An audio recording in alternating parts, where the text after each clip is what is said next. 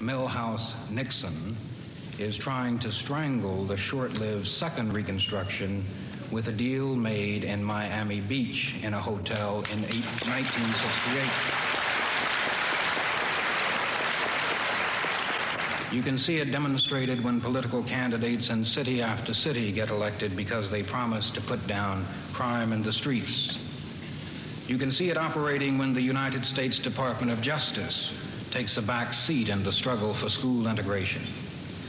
When the 9 old men who used to be our last hope and last court of appeal are steadily whittled away. Now, if a new kind of movement, a black, politically oriented movement, springs from the Southern protest and organizing drives of the early 60s, it has to be several things. First and most importantly, it must be democratic, and that is with a lowercase d. It has to extend to every member of the black community the opportunity to have a say in who gets how much of what from whom. It has to cast its votes as a unit. It has to deal with problems on a local and a regional and a national and an international basis, and has to decide that freedoms which are not enjoyed in Watts or Sunflower County cannot be enjoyed in Westchester or Los Angeles County. Washington, D.C. 400 of the nation's top black elected officials gather to chart political strategies for black America. Focusing on community political involvement and developing new leadership techniques, the conference consisted of a series of workshops and major addresses delivered by outstanding figures in American politics. An awful lot of the delegates here were very concerned about the whole issue of what has come to be known as the new federalism, the relationship of the national administration to the states and the local governments. Now, it was very clear in panel after panel that the black delegates here are not interested in a relationship between the federal government and the states and the localities that's going to return power to the same hands that have oppressed black people for so many years, because that would be, as it was said time and again, a retrenchment.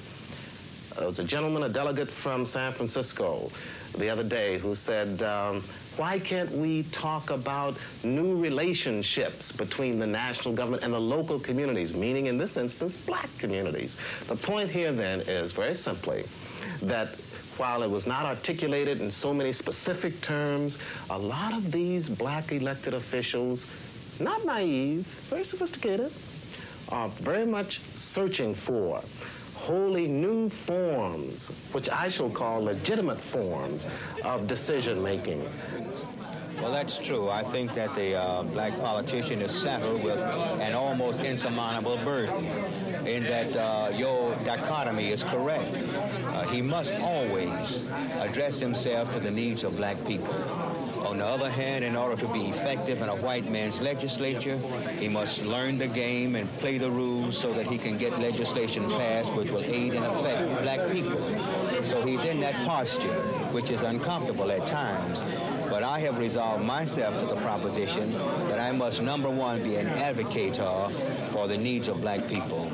And consequently, I think that to be effective, you must always let white people know that your number one concern is about addressing yourself to the wants and needs of black people.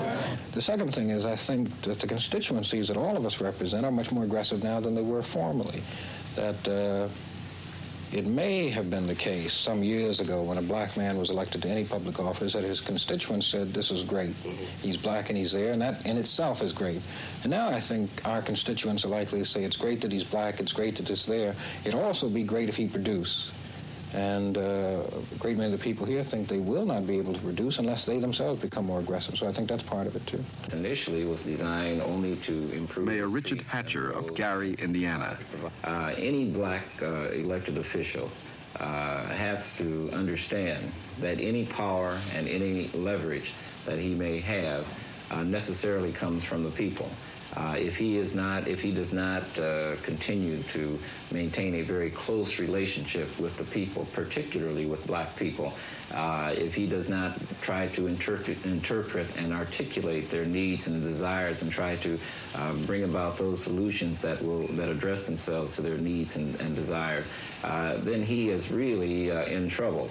And if he does that and does maintain that kind of close relationship with the people, then that support represents a kind of leverage for him in dealing with the power structure of the community, both economic and political. It is always there when he needs it. And, for example, in going to a city council, attempting to get a program through a city council, if he has the right kind of relationship with the people, he can always go to the people and bring the weight of their pressure to bear upon councilmen who perhaps otherwise might not give favorable consideration to that program.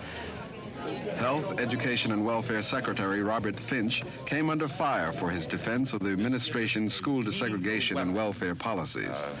In working through the courts, and the point has been made, and I think validly, that when a court issues an order, its own ego is involved, and it will enforce that order. And that's what's happening in Louisiana, where these districts are being recalcitrant, where we've finally gotten court orders. And they are bringing these people in under order to show cause proceedings, and those orders are being complied with. So I think we're on the right route here. And I think that by using the courts, by involving the communities, by having these preparatory sessions, that we will do more in the next 2 years than we've seen in the last 15 years. My lasting impressions come from the clear way that George Wiley was pointing out that in Mr. Nixon's August 8th domestic program that he enunciated, there was virtually no consultation with black people prior to formulating and putting together that program. We have brought literally thousands of these violations to the attention of HEW, and there has been no substantial action taken to correct them. Furthermore, I want to cite that Secretary Finch talked about working through the courts and working with the courts on these matters.